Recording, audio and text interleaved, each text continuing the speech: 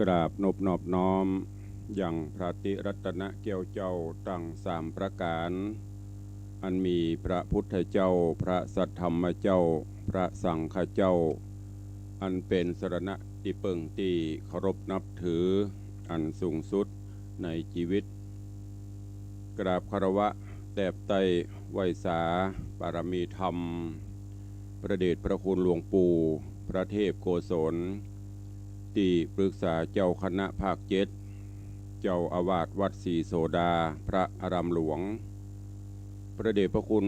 หลวงป่อท่านเจ้าคุณพระเทพปริยัติเจ้าคณะจังหวัดเชียงใหม่เจ้าอาวาสวัดเจ็ดยอดพระอารามหลวงพระเดชพระคุณหลวงป่อท่านเจ้าคุณพระเทพรัตนนายกท่านเจ้าคณะจังหวัดลำพูนพระเดชพระคุณหลวงป่อท่านเจ้าคณะจังหวัดเชียงไฮ้ตลอดจนพระมหาเถรานุเถระเจ้าคณะพระสังฆาธิการภิกขุสงฆ์สามเณรจุตนจุองค์ด้วยความเคารพเจริญสุขเจริญปอนสาธุชนญาติโยมติ่นจองห้องวัดจุหนุ่มเท่าใจยิงก็ขอน้อมต้อนรับทุกท่านเข้าสู่รายการมรดกธรรมกำเมืองต่างสถานีวิทยุกระจายเสียงพระพุทธศาสนาแห่งชาติและสังคมคลื่นเพื่อการศึกษาพระพุทธศาสนาและวัฒนธรรมส่งสัญญาณกระจายเสียงจากสถานีวิทยุวัดฝ่ายหินตำบลสุเทพอำเภอเมืองจังหวัดเชียงใหม่สถานีวิทยุวัดหนองกายตำบลสันปะยางอำเภอแม่แตงจังหวัดเชียงใหม่สถานีวิทยุบริการสาธารณะวิทยุ CM77 วิทยุอินเทอร์เน็ตล้านนาสถานีวิทยุพระพุทธศาสนาจังหวัดเชียงไฮ้สถานีวิทยุคลื่นพระพุทธศาสนาและจริยธรรม FM 96 เมกะเฮิรตซ์ตลอดจนวิทยุชุมชนเสียงตามสายห่อกระจายข่าวตามวัดตามวาตามหมู่บ้านต่างๆพร้อมกันนี้กราบถวายการต้อนรับและเจริญพรต้อนรับครูบาอาจารย์ท่านเจ้าภิกขุสงฆ์สามเณรและสาธุชนที่ได้ติดตามรับชมรับฟังกันต่างเฟซบุ๊กไลฟ์สถานีมรดกธรรมวัดวังสิงห์คำเฟซบุ๊กของ104ธรรมะคลายเครียดเฟซบุ๊กของวัดฝ่ายหินตลอดจนเฟซบุ๊กของครูบาอาจารย์ญาติธรรมที่ได้เข้ามาชมแล้ว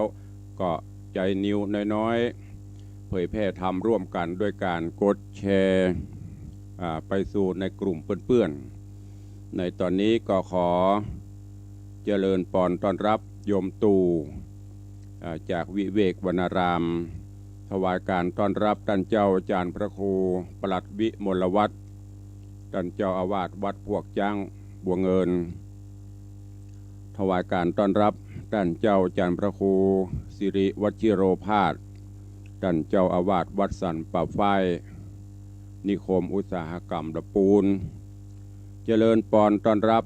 ท่านนายกเจริญคำยามานายกเทศมนตรีตำบลสันผักหวานเจริญพรต้อนรับคุณโยมวาลีอินทกูลที่กำลังเข้ามาติดตามรับชมรับฟังและขอเจริญพรพี่อ้ายจังซอยุทธนาหางดงและขอถวายการต้อนรับท่านเจ้าท่านอาจารย์ธนภูมิปัญโยภิกขุก็ได้เข้ามาติดตามฟังและชมรายการธรรมะแบบมรดกธรรมกำเมืองซึ่งรายการนี้ดำเนินโดยกระเรากับผมอาตมภาพพระครูวิสิทธิ์ศรีลาภรณ์เจ้าคณะตำบลประแดดเจ้าอาวาสวัดวังสิงห์คำตำบลประแดดอำเภอเมืองจังหวัดเชียงใหม่เป็นผู้ดำเนินรายการนำเสียงธรรมะมาพบมาปะกับครูบาอาจารย์ท่านเจ้าภิกขุสงฆ์สามเณรและสาธุชนผู้ใคร่ในธรรมทุกท่านเจริญพรคุณโยมพิรุณภักดีปเลียงจิหีดปเลียงจิกุงจากดอยซิวกำลังเข้ามาก็ขอยินดีต้อนรับเนอะก็ปะกันวันนี้เป็นวันพระ วันศีลวันธรรมสวนะเดือน11เหนือแฮม8ค่ำอันเป็นวันพระวันศีลทวนที่4ของการฤดูกาลเข้าพรรษาการเวลาผ่านพ้นรวดเร็วเผลอแป๊บเดียวเข้าสู่ศีลที่4ก็เหลือแถม10กว่าศีลหมดกันมี13เหลือ9ศีลไปหน้าก็จะออกพรรษาละแป๊บเดียวก็จะได้ถึงเวลาเดือนยี่ลอยกระทงก็เดี๋ยวก็จะหมดปีสิ้นปีต้อนรับปีใหม่การเวลาหมุนเวียนไปเช่นนี้วันก็มี24ชั่วโมงตามปกติวันเวลาไม่ได้มีพิษมีภัยกับภัยเปิ้นก็หมุนไปตามของเปิ้นประจ้าบ่วย24ชั่วโมงเราท่านทั้งหลายจะได้ประมาทในชีวิตในความเป็นอยู่เนอะเร่งรีบสร้างบุญบารมีและน้อมรำลึกถึงอยู่เสมอตามหลักคำสอนในทางพระพุทธศาสนาที่องค์พระผู้มีพระภาคเจ้าท่านได้ตรัสได้เตือนว่าในหลักของธรรมะอภินนหะปัจจเวคขณะพิจารณาเตือนจิตเตือนใจอยู่เสมอว่าเรามีความแก่เป็นธรรมดาไม่มีใครล่วงพ้นความแก่ไปได้ทุกคนมีความแก่อาตมาภาพกล่าวกับผมตุลุงตุอุยตุป่อตัวนี้ก็มีความแก่ไปเป็นธรรมดามันมีภัยพ้นเกิดมาแล้วก็ต้องแปรเปลี่ยนไปตามกาลเวลาจากน้อยขึ้นสู่วัยกลางคนอย่างเพราะว่าเกิดขึ้นตั้งอยู่แปรปรวนในท่ามกลางแล้วก็แตกดับสลายไปประการที่สองโนหือหวนคิดพิจารณาอยู่เสมอว่าเรามีความเจ็บเป็นธรรมดามีความเจ็บไข้ได้ป่วยตั้งแต่เกิดจนตายหนักพ่องน้อยพ่องเบาบางพ่องแล้วแต่กรรมของภัยของมันมีภัยที่จะบาดเจ็บบาป่วยพุทธองค์ได้ตรัสว่าอโรคยาปรมาราภาความไม่มีโรคเป็นลาภอันประเสริฐเกิดมาถ้าเฮาบ่มีโรคภัยไข้เจ็บอันนั้นแหละเป็นโชคเป็นลาภโชคใหญ่โชคหลวงแต่ก็มีส่วนน้อยประการที่สามพระพุทธองค์ได้สอนให้เฮาท่านทั้งหลายหวนน้อมคิดอยู่เสมอว่าเฮามีความตายหรือกำเมืองเฮาความตายเป็นธรรมดามีภัยปนตั้งแต่ยาจกวันนี้ปกขอตานล้วนแล้วแต่มีความตายเป็นเบื้องหน้ามีความตายเป็นที่สุดแต่จะตายโวยตายก่อนตายลุนนั่นก็แล้วแต่เส้นทางบุญของภัยของมันที่ได้สร้างสมไว้ประการที่สี่คือน้อมลำลึกอยู่เสมอว่าเฮาจะต้องจะต้องพรากจากของฮักของชอบใจทั้งหมดทั้งสิ้นจริงบ่จริงเฮาก็หันเฮาก็หูมาก็โดยตลอดบ่มีไผหอบเอาโฉนดที่ดินปิกบ่มีไผเอาคฤหาสน์บ้านจองที่อยู่ที่อาศัยไปตัวเองบ่มีไผขับรถลางเข้าไปสิ่งที่จะติดตามมีแต่บุญมีแต่บาปตอนวันหนึ่งเขาจะต้องต้องพรากลูกผัวเมียพ่อแม่ญาติกาสัมพันธวงศาบ้านจองบ้านเคยอยู่อู่เคยนอนหมอนเคยหนุนผัวเคยกอดเมียเคยกำวันหนึ่งก็จะต้องต้องพรากจากกันไปลองสังเกตพ่อแม่กระทั่งอยู่ด้วยกันมาพอสิ้นลมหายใจลงปุ๊บบ่มีไผยุบบ่มีไผกำฮะลูกแม้แต่ผัวแม้แต่เมียจะจี้ก็กลัวบ่ป้นซับเปลือประการที่ห้าทุกคนทุกชีวิตมีกรรมหรือกรรมเป็นของตัวเองสร้างกรรมดีคุณงามความดีกรรมดีคุณงามความดีนั้นก็ตอบสนองสร้างกรรมชั่วสร้างความชั่วกรรมชั่วนั้นก็ตอบสนองมันมีไผ่ป้นญาติโยมปออกไม่ออกครูบาอาจารย์เฮาเจ้าข้าทั้งหลายกรรมไผ่กรรมมันอย่างที่เปิ้นว่าน่ะกรรมมุนาวัตติโลโกสัตว์โลกย่อมเป็นไปตามกรรมที่เฮาเกิดมาบางคนเกิดบนกองเงินกองทอง บางคนเกิดมาเป็นยาจกวันนี้พกขอตาลอันนี้ก็เป็นกรรมของไผ่ของมันเพราะฉะนั้นฝากไว้ในโอกาสวันพระวันศีลนี้เนอะคือน้อมไปคิดพิจารณาจะไปฟังบดายจะไปฟังอมวนโอ้วันนี้ตุลุงเทศตุลุงฮือธรรมะมีสาระข้อคิดดีเนาะแต่บ่เอาไปปฏิบัติอันนี้ก็ไม่มีประโยชน์ฟังแล้วเอาไปคิดพิจารณาเอาไปใช้ในการดำเนินชีวิตประจำวันยิ่งสถานการณ์ปัจจุบันนี้โรคระบาดคืบคลานเข้ามาใกล้เฮาติ๊กเฮาก็ต้องประพฤติปฏิบัติเกิดพลาดพลั้งวันใดวันหนึ่งที่เฮาจะต้องปัดต้องพรากต้องจากไปบุญกุศลตะอันที่จะนำปาเฮาไปสู่ที่ดีที่งามก็ฝากเป็นธรรมะข้อคิดกับญาติโยมในวันพระวันศีลวันนี้เนอะตอนนี้ไปโอกาสวันพระวันศีลก่อนที่จะได้ฟังน้ำฟังธรรมก็ขอนิมนต์และเจริญพรทุกท่านได้พร้อมใจกันเข้าเฝ้าองค์พระผู้มีพระภาคเจ้าในดอมเจ้าโดยการไหวพระนบธรรมส่วนกิจของพระเจ้าพระสงฆ์นั้นเพิ่นทำกันตั้งแต่เมื่อตี 5บางที่ก็ตี 4 เกิงตี 4แล้วแต่ละวัดเข้าเฝ้าสมเด็จป่อคือองค์พระผู้มีพระภาคเจ้าไหวพระทำวัดเจ้านั่งสมาธิส่วนญาติโยมศรัทธาเฮาก็แล้วแต่โอกาสเวลาและในรายการธรรมะมรดกธรรมกำเมืองตีกล่าวกับผมอัตมภาพตุลุงตุเจ้าตุอุยตุป่อรับผิดชอบมาทุกวันพระก่อนที่จะเทศน้ำเทศธรรมก็จะได้นำปาทุกท่านได้ไหวพระได้สมาทานศีลเป็นเบื้องต้นฉะนั้นโอกาสบัดนี้เจิญทุกท่านเนอะกลั่นจิตหื้อใสกลั่นใจหื้อสะอาดมีดอกไม้ธูปเทียนก็ยื่นโยงองค์การเนอะ มีธูปมีเทียนถ้ามีที่จุดก็จุดถ้าบ่มีที่จุดก็บ่ต้องจุดเนอะโดยเฉพาะการจุดเทียนจุดธูปมันมีทั้งคุณมีทั้งโทษต้องเฝ้าตัวเองถ้ามันอัพในห้องมันอัพก็บ่ต้องตามบ่ต้องจุดอย่างมีอีแม่ว่าอันอีแม่ไหว้พระอีแม่บ่จุดธูปจุดเทียนได้ก่อได้ไม่เป็นไรไม่ผิดที่สำคัญคือจิตเจตนาบ่ได้อยู่ที่ธูปบ่ได้อยู่ที่เทียนตามก็ได้บ่ตามก็ได้บางคนตามเทียนตามธูปเล่นเต้าขาเนี่ยแต่จิตเจตนาเฮามันไปก็มีประโยชน์มีแต่บ่เต็มร้อยฉะนั้นตามได้ก็ตามเนอะตามบ่ได้ก็แล้วไปจุดได้ก็จุดจุดบ่ได้ก็แล้วไปตั้งจิตตั้งใจไหว้พระนบธรรมพร้อมกันณโอกาสบัดนี้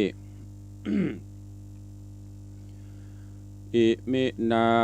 สการเรนะพุทธังอภิปูชยามะ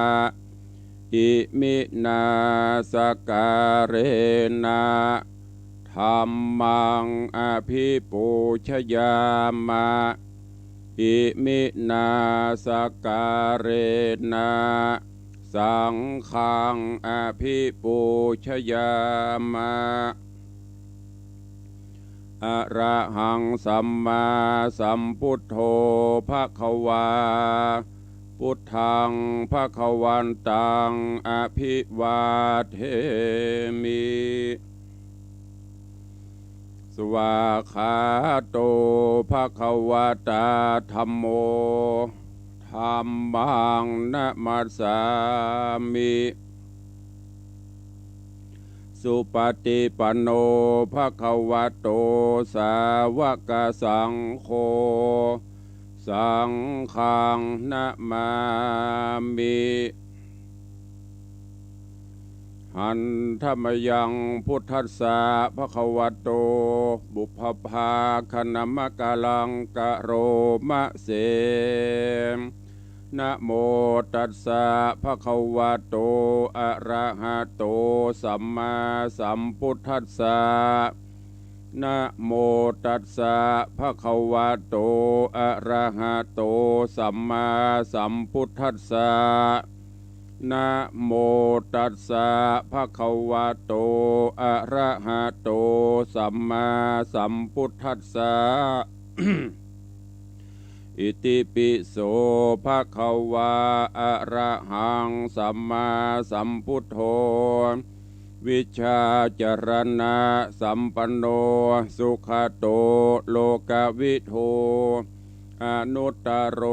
ปุริสะธรรมสารถิสัทธาเทวมนุษสานังพุทโธภควาติสวากขาโตภควตาธัมโมสันทิฏฐิโกอากาลิโกเอหิปัสสิโกโอปัญญิโกปัจจตังเวทิตาโปวินยูหิติสุปฏิปันโนภะคะวะโตสาวกสังโฆอุชุปฏิปันโน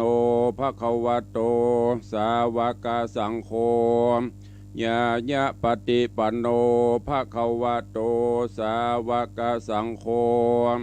สามีจิปฏิปันโนภะคะวะโตสาวกสังโฆ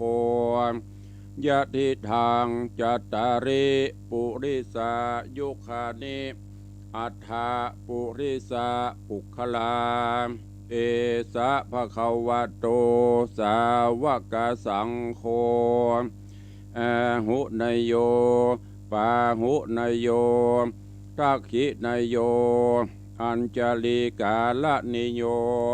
อนุตตรังปุญญเขตังโลกัสสติ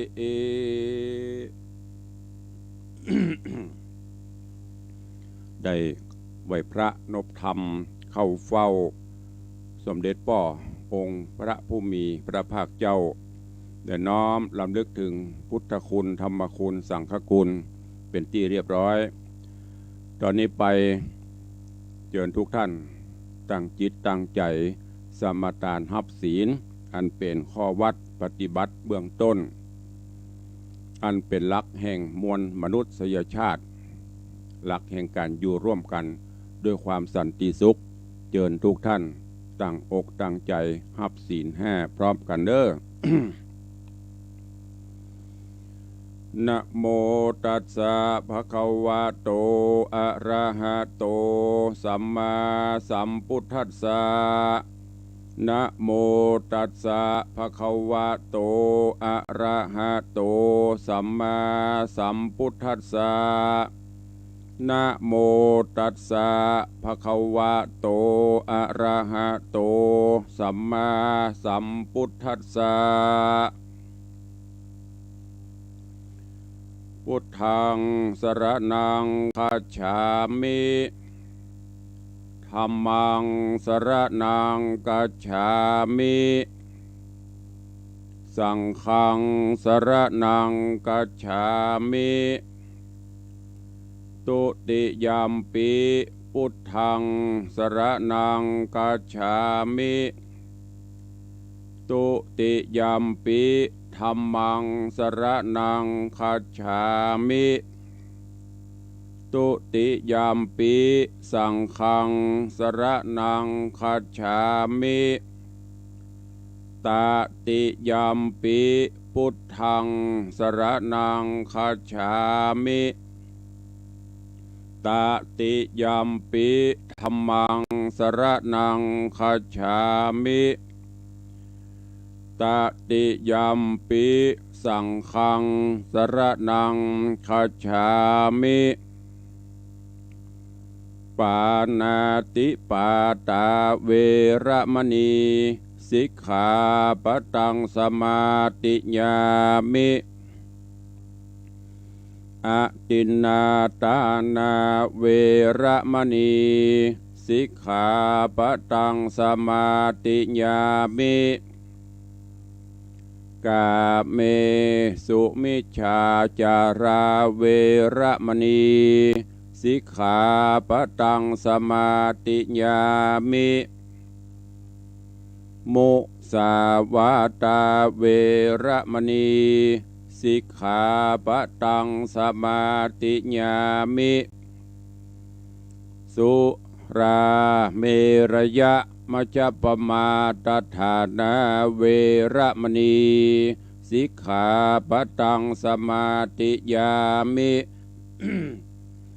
อิมานิปัญจสิกขาปตานิสีเลนะสุขติงยันติสีเลนะโภคสัมปตาสีเลนะนิพุติงยันติ ตัสมาสีลังวิโสทะเย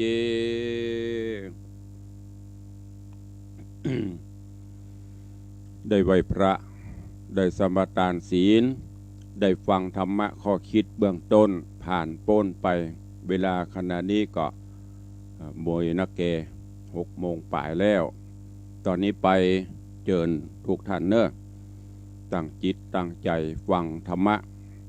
ะยามเจ้าก็ยังอยู่ในเรื่องของนางมโนราปิ่นแก้ว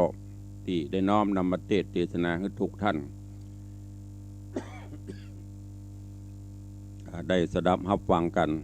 ยังอยู่ในผูกทวนที่14แล้วก็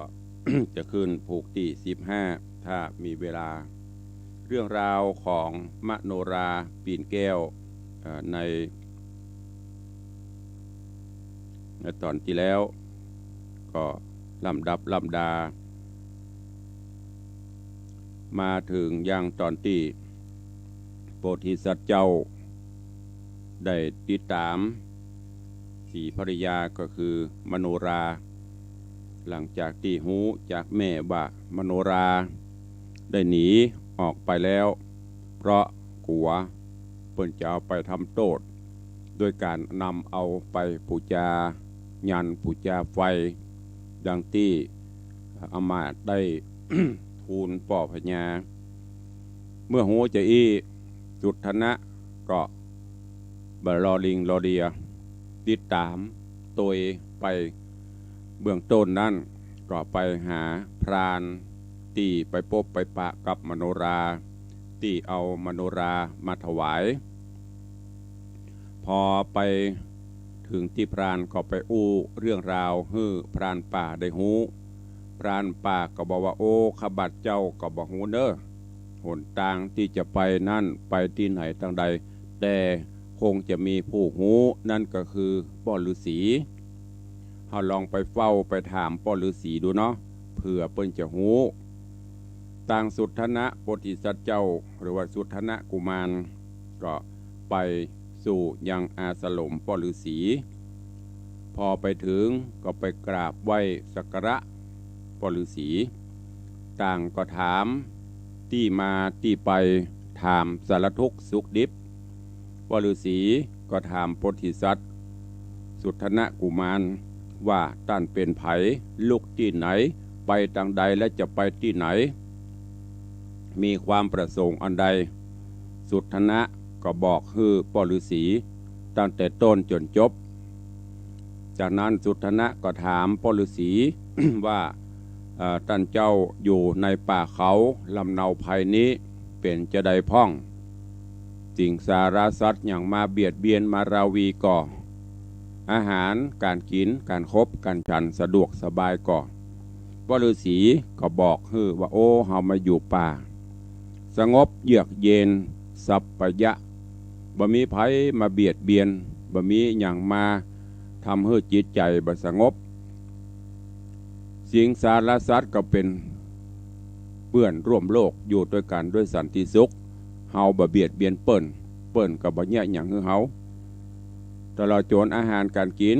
ก็ผลหมากรากไม้ตามป่าตามเขาก็ฉันไปบ่ได้รับความเดือดร้อนอันใดจากนั้นพ่อฤาษีก็ได้ถามว่าท่านมานี่มีความประสงค์อันอย่างจ๊ะสุทธนะก็เล่าเรื่องราวต่างๆพ่อฤาษีก็ฮู้ว่านี่คงจะเป็นผัวหรือว่าเป็นสามีของมโนราแล้วก็ปฏิบัติตามที่มโนราได้สั่งได้บอกไว้ก็บอกคือว่าโอ้หนทางที่จะไปหานางนั่นไก่เนอะแล้วก็มีนาอุปสรรคสปะสปันจะต้องผ่านป่าเขาลำเนาภัยในป่าในเขานั่นก็จะมี อสรพิษสัตว์พิษสิงสารสัตว์ที่จะมาลาวีได้ตลอดเวลานางบอกว่าโอ้ประทับไปปิกเตอร์แต่โพธิสัตว์เจ้าสุทธนะก็ยืนยัดความตั้งใจจะไปให้ได้พระฤาษี ก็ได้นั่งพิจารณาหูว่าด้วยบุญบารมีกู้บุญของเปิ้ลแล้วก็คนบอกฟังจะต้องไปให้ได้พระฤาษีก็เลยบอกหนทางที่จะไปจะต้องผ่านอันอย่างพ่องปัญหาอุปสรรคทางหน้าที่จะต้องพบต้องเจอมีอันอย่างพ่องแล้วจากนั้นพระฤาษีก็ได้มอบของอันมียาวิเศษแหวนวิเศษผ้ากำปลที่มโนราได้ฝากไว้เพื่อใช้ในระหว่างการเดินทางคือกับสุทธนะได้หูได้หันชีก็ดีใจยกมือไหว้พ่อฤาษีในตอนที่แล้วมาถึงกำลังถึงสองมอบของวิเศษให้กันแต่กันเวลาหมดก็จบลงวันนี้ก็เชิญทุกท่านฟังกันต่อว่าเรื่องราวของพระธรรมเทศนาเรื่องนางมโนราปิ่นแก้วจักเป็นจะได้เชิญทุกท่านได้ติดตามรับฟังในตอนต่อไปณโอกาสบัดนี้ นะโมตัสสะภะคะวะโตอะระหะโตสัมมาสัมพุทธัสสะสัทธาโวฟังลาโสตุจนะสัพพุริสะตังลายดังยิงและใจหนุ่มเทาที่ได้ปากันติดตามเล่าถ่อมทาดาฟังยังรัสธรรมเทศนานางมโนราปิ่นแก้วลำดับมาแถมแล้วเนินนาขอเจญมวลหมู่ศรัทธาจุงได้ติดตามทอมทาดาฟังต่อไปนานี้และนาตามมาทางปากาเสนโตสัทธาอาหาสัทธาอันวาสัพปัญญูพระพุทธเจ้าต้นเป็นปิ่นเกลาติโลกาจารย์ใครเนตานไปแจงพระจิงแสงเตสนาวาภิกขเวโดการาภิกขุตังลายตนเป็นสายอริยะเจ้าทุกคำเจ้าภาวนาอันวัตตาปะสาผู้ใหญ่หากหูแจงไข่จตุญาณหันเจ้ากุมารน้อยน่าอาจตุกไม่มาดมองขีหาเตวีหนอดเนาจีผู้เท่าโด่งดำก็เอากำกล่าวถอยแห่งนางนออ่อนอ้อยมโนรามาใครจะเล่าต่อบอกเจ้าน้อยหนอตามมีว่าดูราหนอมุนีเฮ้ยหนุ่มน่าเอาเมียแห่งเจ้าสั่งไว้ว่าแม่นเจ้าหนอไทยบุญนะบอกไกลกล้าคืนสู่ในที่อยู่เวียงใจยังจักไปเสาะหาข้าบุบุญป่าดงดำขอฝากกรรมจี้บอกว่าฮือป่าวอกตัวไปการวอกกินอันใดนั้นแล้วก็ฮือเจ้ากินตามจักสมความไฟห้อยได้จื่นจ้อยเจยบานเหตุในดงดานป่าใหญ่อนตรายควายทมนากับตั้งเอายาสัตตะกุรีเวทมนต์ดีบ่อเศร้าเอาติดตัวเจ้าตัวไป จีดงไพรผู้เฒ่าเล่าแต่เก่าสุดไปคือฮื้อหนอบุญภายกลิ่นกูได้พร่ำหูขี้ยามเอากำนางมโนราสั่งไว้บอกเจ้าหนอไทยจุประการก็มีหันและนามือเอื้อนานมหาสัจเจ้าสุทธนะกุมารฟังจีดงดานบอกเล่าก็หูเก้าความนายแล้วรีบเร็วไปขาบใบตนต้านไทยระสีก้อยถอยหนีกระพรากลงไปจากอาสรมเจ้าอุดมผู้เฒ่าก็ส่งเจ้าด้วยมายกมือขวาสุดศอกจี้แจ้งบอกหนตางว่าดันดงขวางจะใจจักสมมักไฟจุประการหนอโปธิญาณน้อยนาดก็ย้ายบาดภายผ่านด้านดงตันป่าไม้ไต่โตดอยใหญ่ดงนาส่วนตาปะสาผู้เท่ากันส่งยังเจ้าทะรงญาณก็ดันดงดานขึ้นสู่ในที่อยู่อาสะโรมก็มีหันและนาตาโต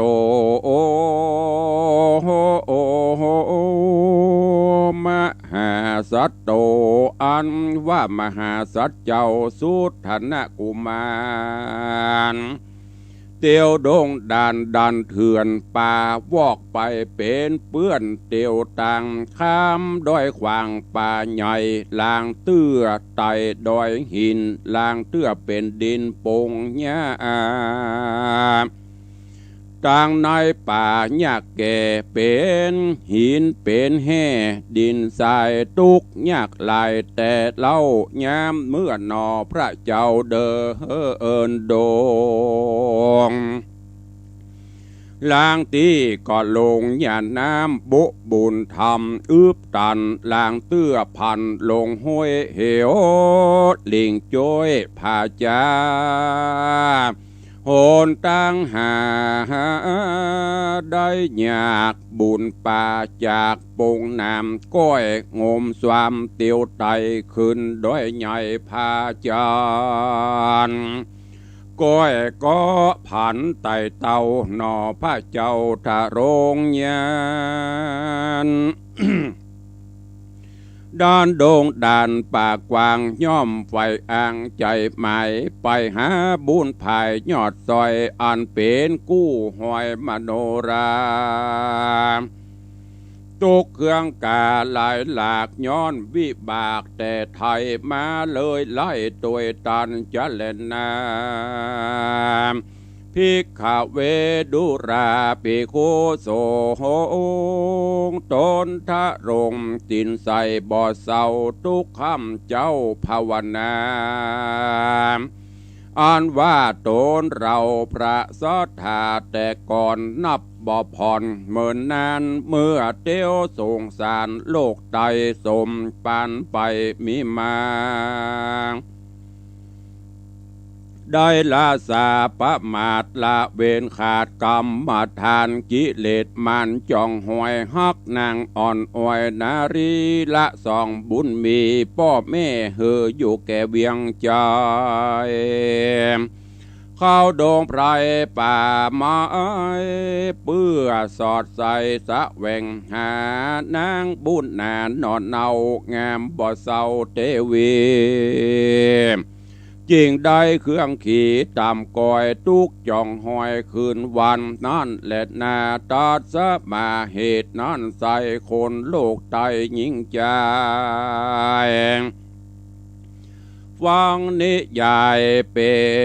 ฟังนิยายกล่าวจี้เป็นเปลือกเป็นปีลายหลากกำซ้อนหากยังมี โบสถ์ได้เด็กวันใจจุงเมียดไว้ไปในไว้เตือนใจตัวเก่าและสอนลูกเต่าเล่นลานเว้นตั้งผ่านเอาใหม่แล้วโดยไต่ตั้งดีมีสินสลิมีสินสีบอกขาดบ่ประมาทตั้งตา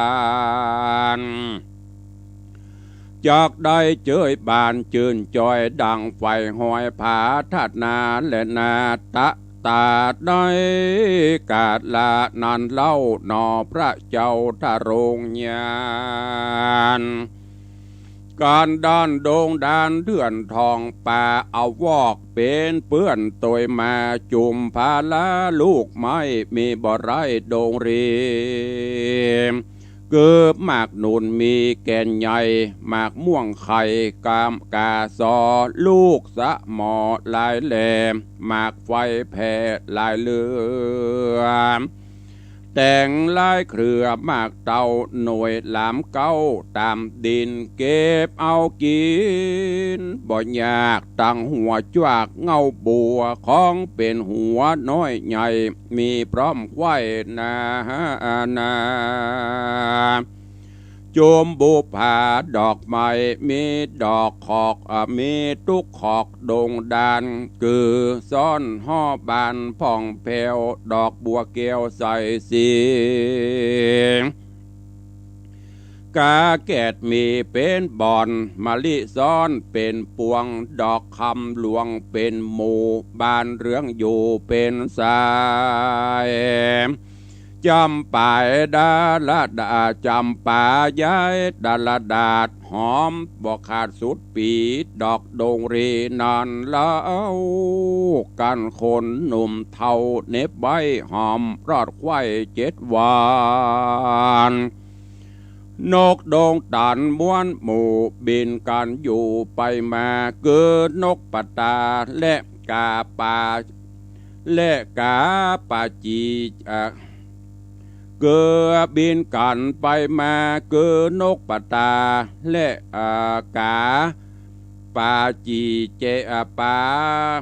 และจำปาจีเจ็บลาดดงรีหงคำมีเป็นหมู่นกเก้าอยู่เป็นจุมนกน้อยสุมแวดห้องนกเขาทองคานนกหัวขวานแขกเต่าตังกะเวาแล้วลานกหงสาลายแหล่สาริกาเวก่อนนอน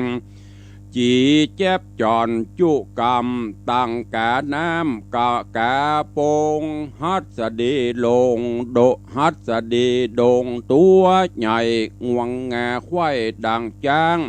นกเป้าจ้างปอมเฟยนกป่อเฮยลำร้องสนั่นกองโดงนาสกุณาป่าเศร้ามีมาอากเต้าหลายพันจะตั้งวันบอกคอยสัตว์น้อยใหญ่โดงรีเกลาจะสีแลดจ้างเสือโครงอ่างเอาคนฟานตามนกินยาละมั่งล่าหากันกระต่ายหันเล่นเล่นนกนี่เต้นก็เฟยกวางเข่าเงยตัวปูอยู่เป็นกู้ตัวเมียเตียวลัดเลียกินยาอยู่ข้างป่าดอยจานไม้ดงตาลลายแหล่ต้นไม้แผ่ใหญ่ๆสักเขียนลายต้นใหญ่จันแดงใจสามานจานขาวหานใบทีมากกระดาษมากดากรีใบบางไม้หูกวางห่มกวางไม้อ้อยจ้างลายลามออกใบงามลามโลมากลืมจูกินเมาไม้หมากเยาหมากหาดกับ ต้องฝาดลงคอไม้สมอเต็มป่าไม้มะกาหยอดซองไม้ดูต้องใบเขียวอยู่หิมเหี่ยวต้นใหญ่แฮปปี้ลูกคาสิโนอยู่หิมเหี่ยวเต็มต้นใหญ่ออกดอกไข่ส่วนสารยามลมปานอ่อนก้อมกิ่งก้านน้อมกวัดไว้เสียงวอนใหญ่ชื่นจอยพอดอกซอยโบพากงามนำนาใจจ้าดังส่วนในแหล่งลาเมืองสวรรค์ชื่อนันตะวันผ่องแผ้วก็มีหันแลนาโสจนาเลยศรัทธาตั้งหลายเฮ้ยหนุ่มท้าเอาจุงได้ติดตามเล่าทาดาฟังตามบาทขอบาลีวาตาตามหกัมมังโปติสัตโตดังนี้เป็นเก้าติดสืบเล่าตัวไปบัดนี้เดชเตตะตา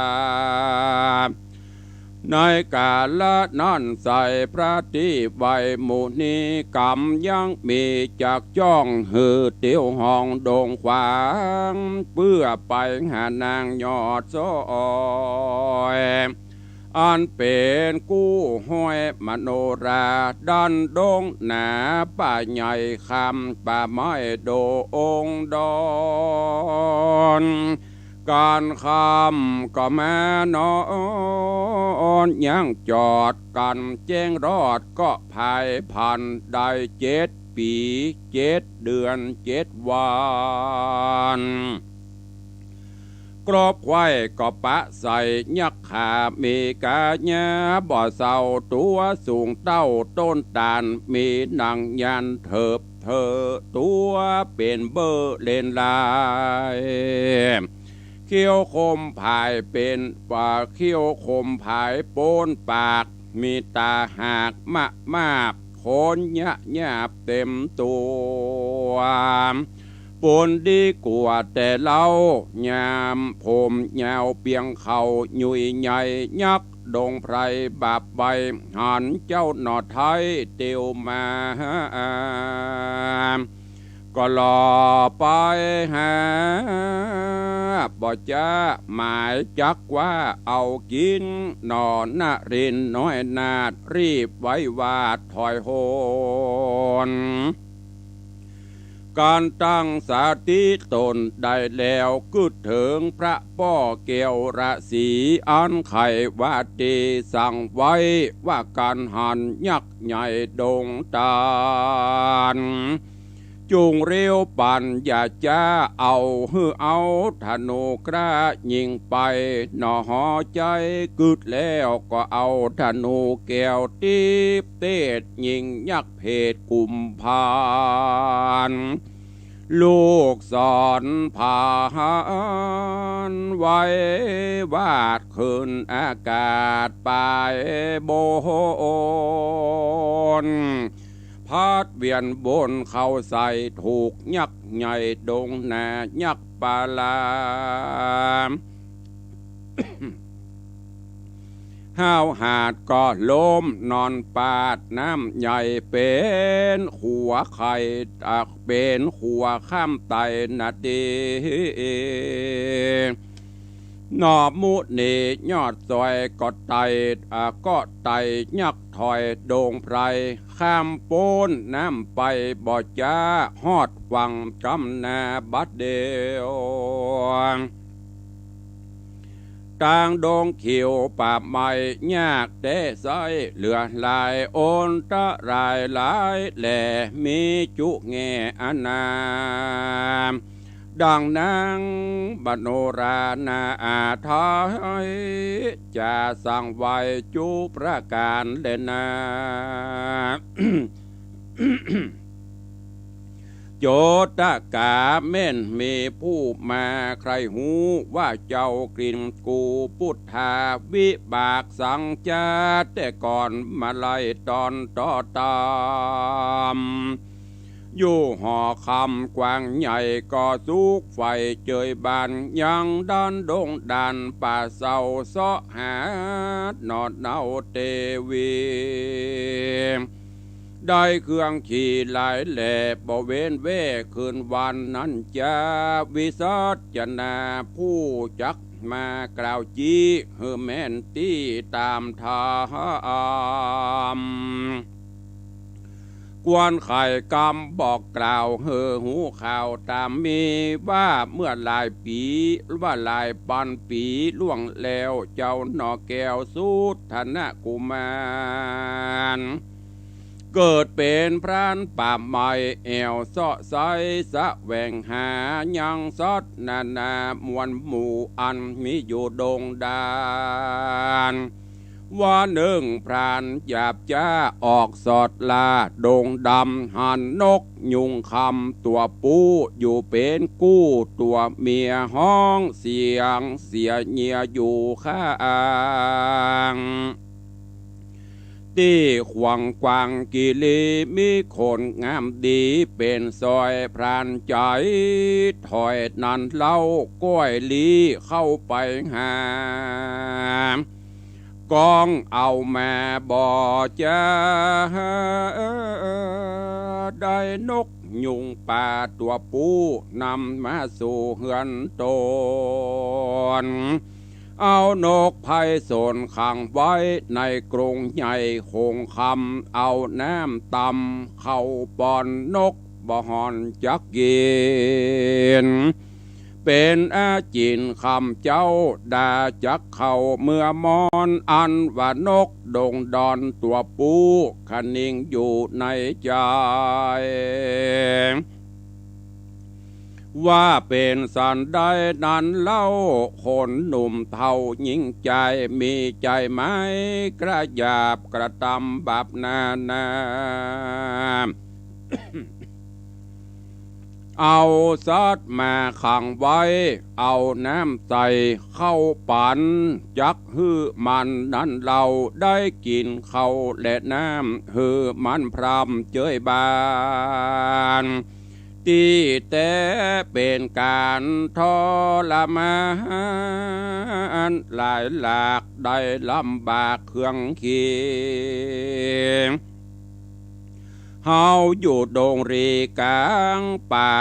ถูกฝนแสนหาเปียหำดีกว่าอยู่ขวังคำแต่ใส่อันตุกไม่คืนวานนกดงตันตัวปูกึดใจอยู่ไปมาว่าเมื่อใดจะเฮานี้จักโปนที่ขวังคำไปอยู่ยังป่าซะเอาไปหาลูกเต่าเมียแปงนั่นจะอ่านว่านกยุงคำนั่นใส่ถูกพรานป่าไม้เอาขังน้ำตาปังอาบย้อยย้อนใจจ้องหอยหาเมียมันได้7 วันเป็นหมอกพรานกึดออกสอดหูก็นำไปสู่ดงดำเอานกยุงคำนั้นเล่าปล่อยที่เก่าเดิมตีแล้วรีบหนีคืนสู่ในที่อยู่เกหาอันว่าพรานดงหนานั่นใส่ตายแล้วเกิดใหม่หลายหนบุญกุศลก็สร้างบาปบ่ล้างหายนี้เกิดเป็นนอมุนีจัดนี้บาปนกจีจักลากก็ได้พรากเมียตนกวางเมาบนเสาะใส่ตามป่าไม้ดงนาเปือสะแหวงหาล่าสอดหายังยอดเตวีตุกเครื่องขี้เอาไม่บ่เว้นใดคืนวันก็มีหันและนาเนติตังขีญาสังวันนานาวิเศษจะห้องเหตุยังธรรมเทศนา นางมโนราปิ่นแก้วผูกทวน15 ตอนที่1ก็บังโกมสมเด็จเสด็จ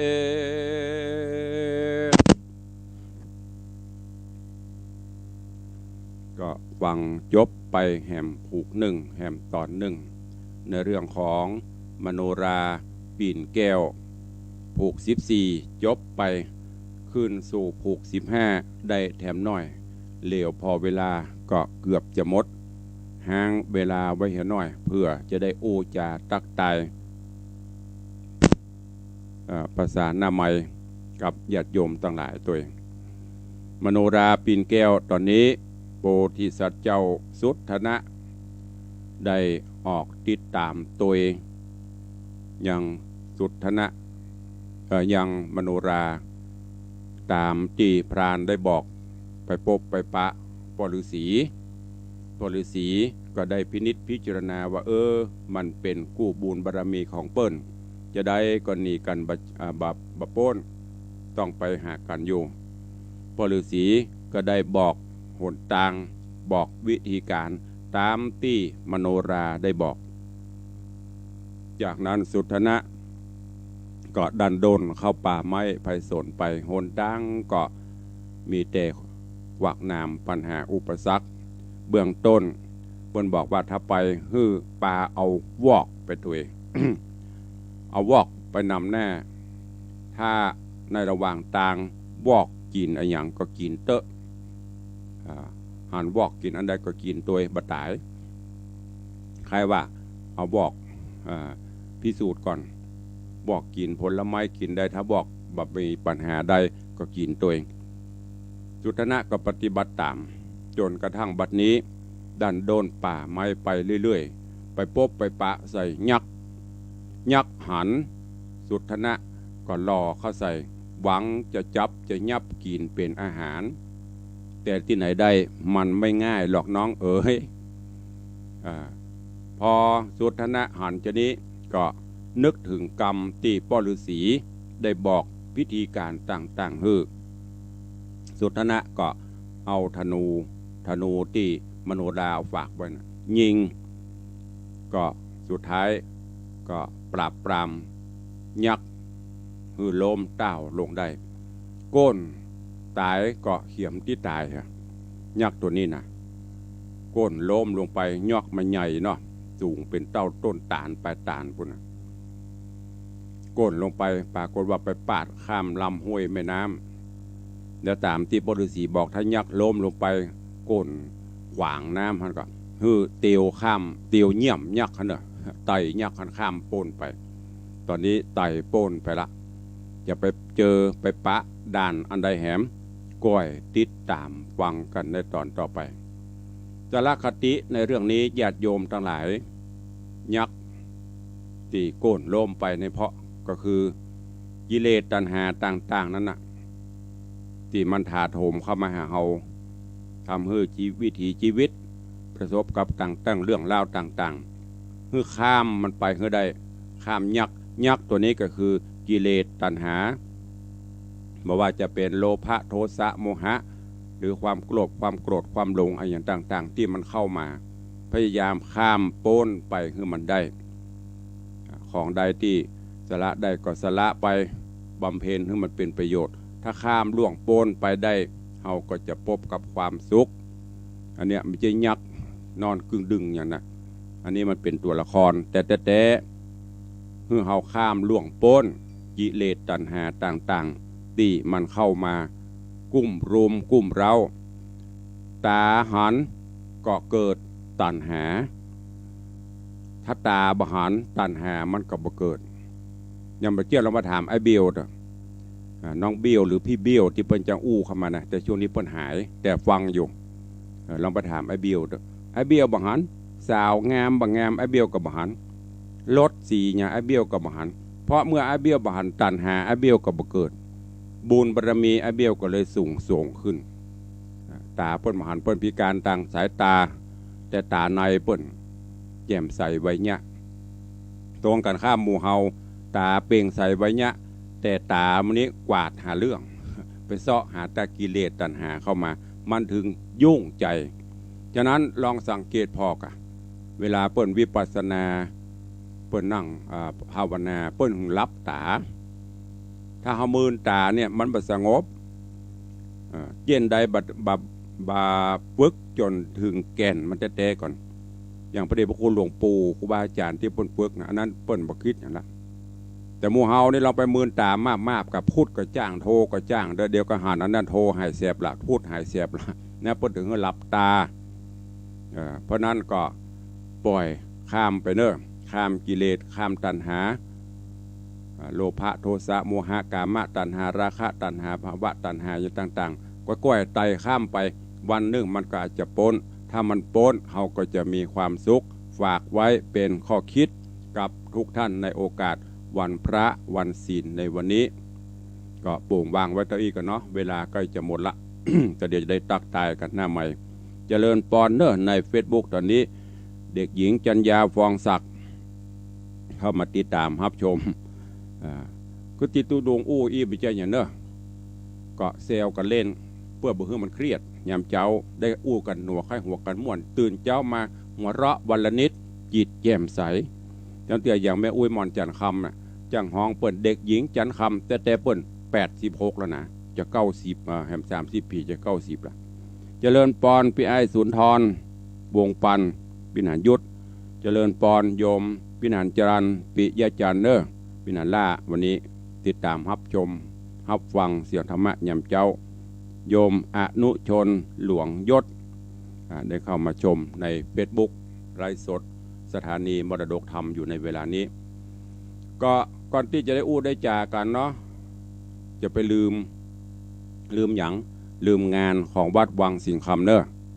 วันที่21ใครว่างใครเว้นก็มาเพราะตุลุงได้บอกไปแล้วว่าจัดกันตามสภาวะการบ้านเมืองปีนี้เนอะเป็นปีพิเศษกุปีสาธุชนคลื่นมหาชน FC แฟนรายการทั่วสารทิศละหลังทางเข้าสู่ร่มอารามวัดวังสิงห์คำหลวงหลายแต่ปีนี้ตุลุงไม่ได้บอกไม่ได้มีกัดมีอย่างไปบอกเนอะ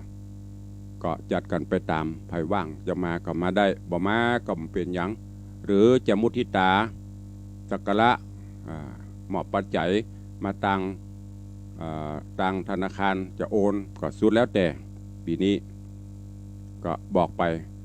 ใจความหัวใจงานก็คือจะได้ร่วมใจกันยกยอดชัดทองคำขึ้นประดิษฐานบนพระธาตุเจ้าเจดีย์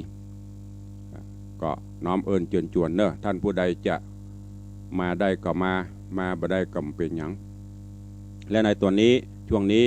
ต่างวัดก็มีการปรับปรุงภูมิทัศน์พัฒนากัน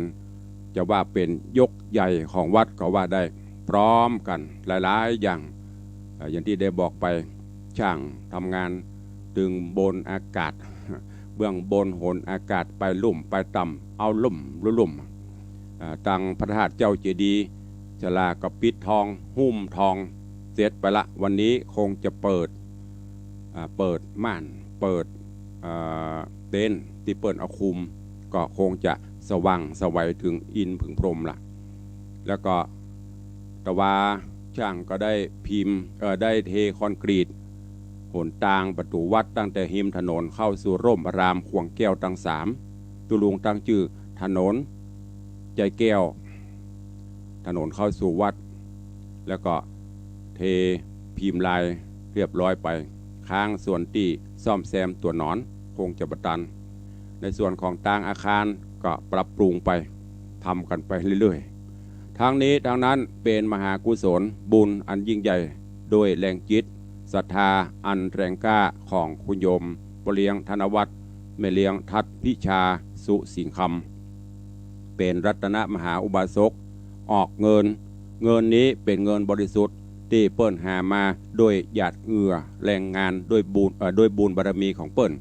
ก็มาแปลงเป็นอริยทรัพย์ภายใน บอกไปปเลี้ยงบ่เคยปฏิเสธเปิ้นหูถือว่าจะทำบุญให้พ่อให้แม่ทำบุญไปหน้าอย่างตุลุงบอกนั่นน่ะยามเมื่อเรามีชีวิตอยู่นี่ไผอาจจะบ่คิด หลวงพ่อท่านครูบาเจ้าศีลธรรมเป็นตัวอย่างครูบาศรีวิจัยเมื่อท่านครูบามีเนี่ยหยังกับพิษมีแต่คนใส่โตดใส่ตาแม้แต่บวชลูกบวชหลานเพิ่นก็ว่าอุปชาเถื่อนเนี่ยนั่นกับดีเนี่ยนี่กับถูกบัดนี้บุญคือครูบาได้สิ้นไม่ใช่สิ้นบุญเพิ่นมีอยู่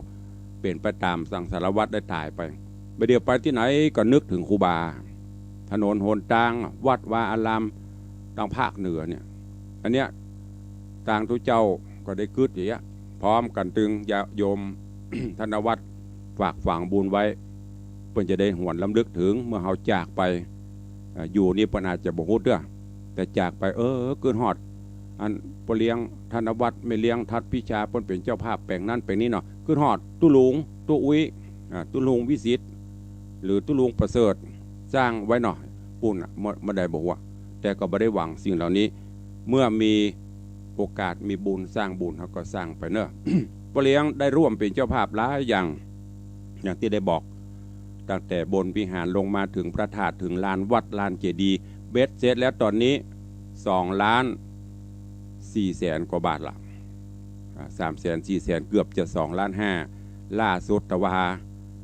มาตานมหันห้องส่งปเลี้ยงอินดูทำพระครูอินดูตุเจ้าฮ้อนตัวเก่ามันบ่ค่อยเย็นปเลี้ยงก็บอกเดี๋ยวจะสั่งคำมัดติดให้เนอะเนี่ยก็โมทนาบุญบ่ได้ขอเพิ่นนะเนี่ยเพิ่นจะมีเจตนาเพิ่นจึงมี อุปกรณ์ในห้องที่ญาติโยมได้หันในนี้ก็โดยบุญบารมีของเพิ่นทั้งนั้นฝากอนุโมทนาบุญขอบคุณโดยเพิ่นเนอะเอาละท่านสาธุชนญาติโยมเวลามันบวยเนาะใครจะอู้จะจะจาตัวก็เข้ามาได้เนอะ0817836540จะอู้จะจะตักตายอันใดก็เข้ามาได้เนอะใครจะร่วมมุทิตาร่วมโมทนาอันใดก็เข้ามาได้เจริญปอนปเลี้ยงไว้สาพระท่านเจ้าวิสุทธิสามเณรไว้สาพระครูวิสิทธิศิลาภรณ์เจ้าคณะตำบลตะเดชเจ้าอาวาสวัดบางสิงคำของเราตุมอนตุอุ้ยน้องไปแม่ปณีไว้เนาะ ไว้สายามเจ้าเด้อวันนี้วันพระวันศีลมาฮ้อนมาหนาวอย่างเนาะเดี๋ยวนี้หน้าวัดก็งามพระธาตุก็งามแล้วเนาะสบายละเย็นจะรายการจะม่วนมันเน้อเนาะทีนี้ดูตั้งนอนจัดเนาะดูตั้งแล้วตอนนี้เนาะลืมอย่างก็ลืมได้จะไปลืมเน้อ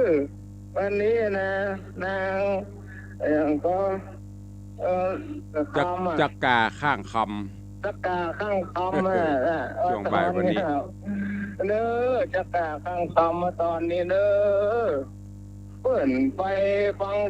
ศีลฟังธรรมกับเรื่องห่างไปกว่าแก้มสาวนั่น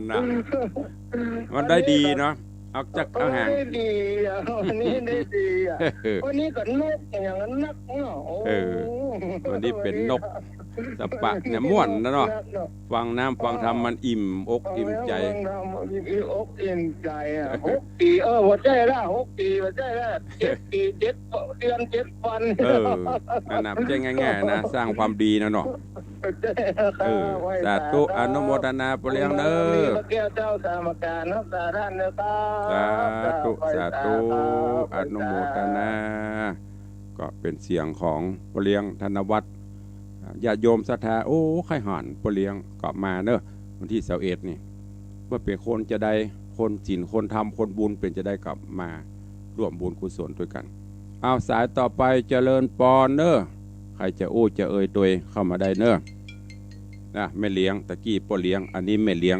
ข้าถ้าท้าทำพ่อยังไปอยู่ด้วยกันพ่ออยู่คนที่พ่อเลี้ยงไปทำงานไม่เลี้ยงอยู่บ้านแต่เป็นกำลังเจ้า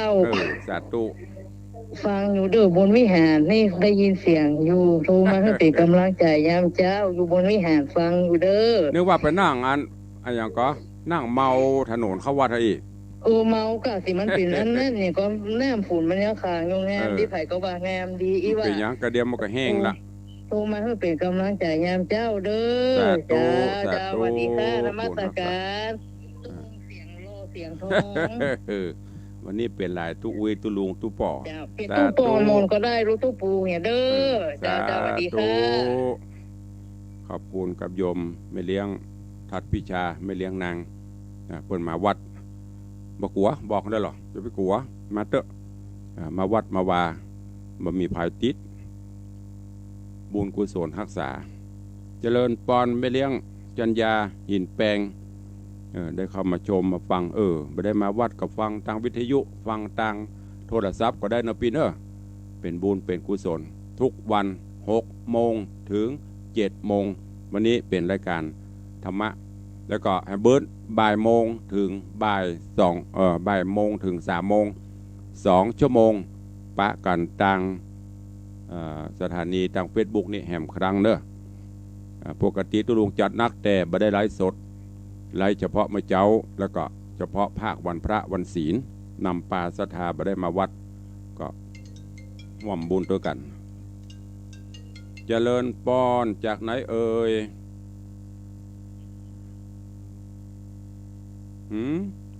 หนองหันสันทรายเจ้า หนองหานสันทรายหานนักก่อคันก่อหานตัวนี้บอกเป็นยังกะ โอ้ตู้หลุมฝนกำลังตกนะขนาดนี้นี่บุ๋งนะตุลุงอยู่ในห้องส่งตกกับบุแต่คืนนี้ตกหน้าเป็นน้องตีข้าวมาโต๊ะอีกแต่คืนตกแต่ณเวลานี้บุ๋งเนี่ยตุลุงอยู่ในห้องนะไม่ได้ออกไปข้างนอกกำลังตกมาเนาะขนาดดีละตู้หลุมเดี๋ยวถ้า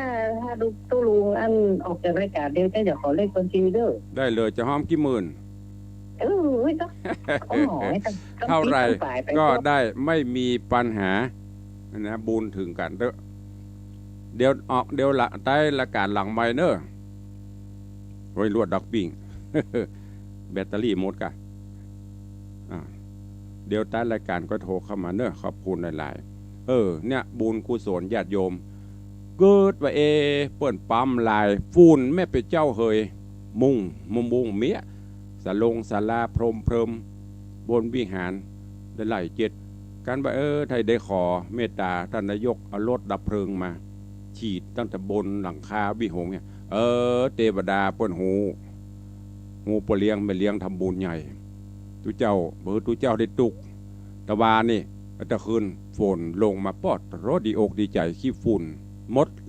ลึงล้างไปมดแล้วก็ซ้ำหมอตัวแหมปูตัวนอนวันนี้เดี๋ยวจะไล่วงที่ไหนมันเป็นโมงค่าปูนมันทีนั่นเฮ้ยดีมากตรวจงานตัวแต่คืนฝนตกกันยังไปออกไปพออยู่นะเนี่ยเตบาอาหักปนหูปนหันได้ล้างปูนล้างละอองล้างกิเลสตัวก็เป็นนาบุญตัววันนี้เวลาหมดเวลาเนอะตะเล่นออกมาละ7 โมงป่ายขอนำรายการจากทุกท่านไปก่อนเนาะปะกันใหม่วันนี้เนอะบ่ายโมงถึงบ่าย3 โมงในรายการธรรมะวันพระวันนี้ขอความสุขสวัสดีจุ่งบังเกิดมีกับทุกท่านเนอะอยู่ดีมีสุขจุ่มเนื้อเย็นใจขอสุขภาพพระนามัยสมบูรณ์แข็งแรงเหมือนกันจุตนจุองจุผู้จุคนเนอะยัตตาโลธรรมาวัตันติอายุวันโนสุขัง